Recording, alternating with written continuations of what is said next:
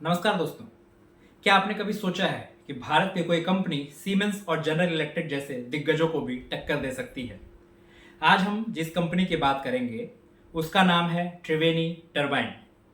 यह कहानी सिर्फ एक कंपनी की नहीं बल्कि भारत के इंजीनियरिंग एक्सेलेंस की कहानी है। लेकिन ध्यान दीजिए, यह वीडियो केवल एजुकेशनल पर्पज के लिए है। यह किसी तरह की इन्वेस्टमेंट एडवाइस नहीं है।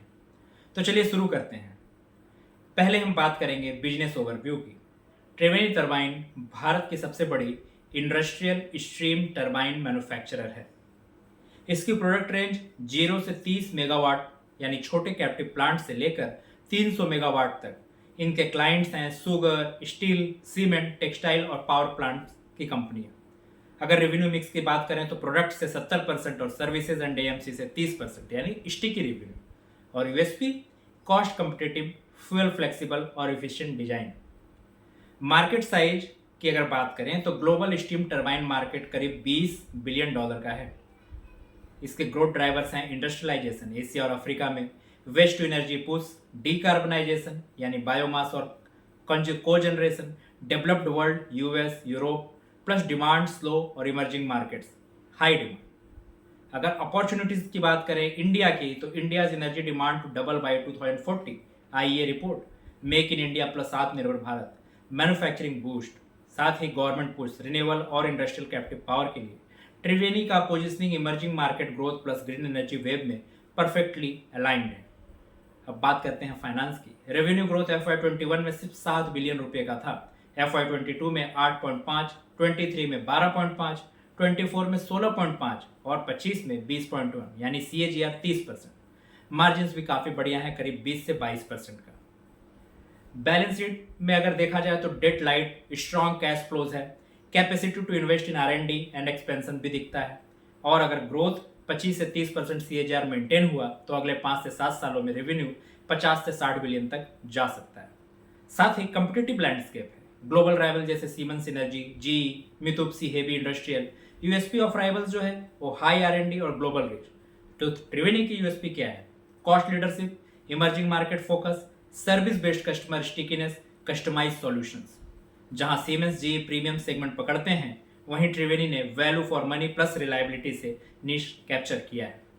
अगर स्ट्रेटेजिक मोड की बात करें तो टेक्नोलॉजी मोड जहां देखा जाए तो in house R&D, digital twins plus fuel flexibility, cost advantage, Indian manufacturing plus lean structure, customer lock in, service revenue ensures repeat business, geographic diversification 75 plus countries, Europe में 39% share.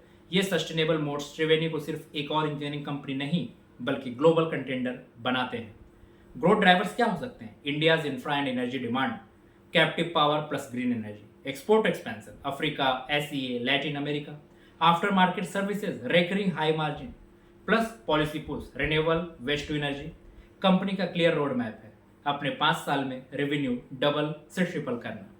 अगर risk analysis की बात करें तो competition है siemens और GE जैसे कंपनियों से, साथ ही commodity risk, steel, copper prices की वोलाटिलिटी और करेंसी फ्लक्चुएशन रिस्क भी है यहाँ पर क्योंकि ये एक्सपोर्ट है भी है। एनर्जी ट्रांजिशन अगर देखा जाए तो steam turbine demand long term reduce हो सकती है, तो इसका मिटिगेशन क्या है? Diversification into renewable, cogeneration, cost advantage maintain करना है, साथ ही साथ सर्विस रेवेन्यू एक्सपेंड करना होगा। और अगर फ्यूचर आउटलुक की बात करें तो export share greater than 40%, service as largest revenue contributor, और टेक एज में AI plus digital twin simulation भी कंपनी अपना रही है, यानी लॉन्ग टर्म में ग्लोबल टॉप 2 में आने का विजन है।